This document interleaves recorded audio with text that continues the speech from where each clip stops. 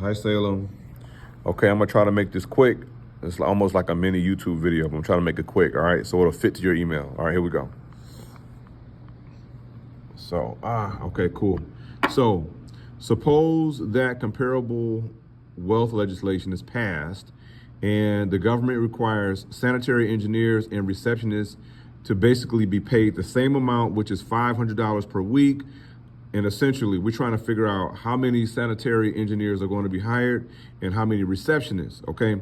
So this was our mistake, okay? So I had to go back and actually go back to the story and read it. So I went back to 538, went through the whole piece, and I could see it. All right, so first mistake, there are two markets. There's one for the engineers, the sanitary engineers, and one for the receptionists.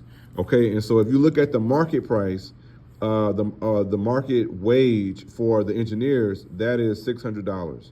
Okay, and so that's where we have our equilibrium. But so if the government comes in and basically make both of these work the same, so in this scenario, sanitation workers were making $600 per week.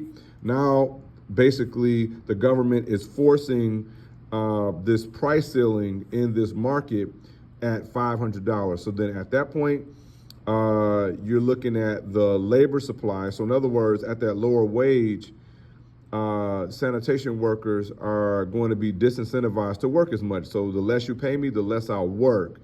And so at a wage of $500, you're only going to get 6,000 laborers to work. Okay, and this is as a result of the government pressing a ceiling.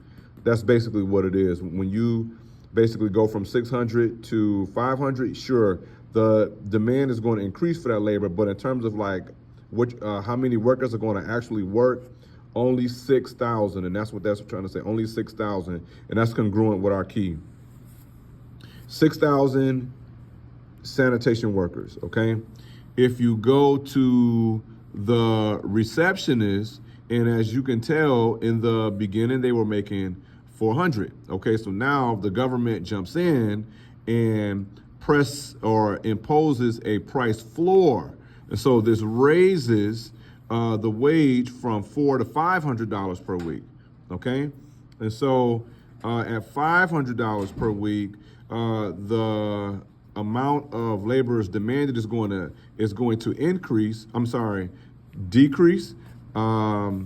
In other words, because firms got to pay more, they are going to hire less workers. So we're going to drop from 9,000 to 8,000 at that higher wage. So of course, you're going to have more workers that want to work at that higher wage, but that's not how many is going to be hired. Okay, sure, they're going to want to work for the higher wage, but firms are only going to because it costs them more, they're only going to hire 8,000 instead of 9. Okay, and so that's how we get our. If you go back to your answer key, what's going to happen is, as a result of this comparable wage situation and making it where receptionists by law have to be paid $500, and sanitation engineers by law have to be paid $500. You're going to have a ceiling in one and a floor in the other.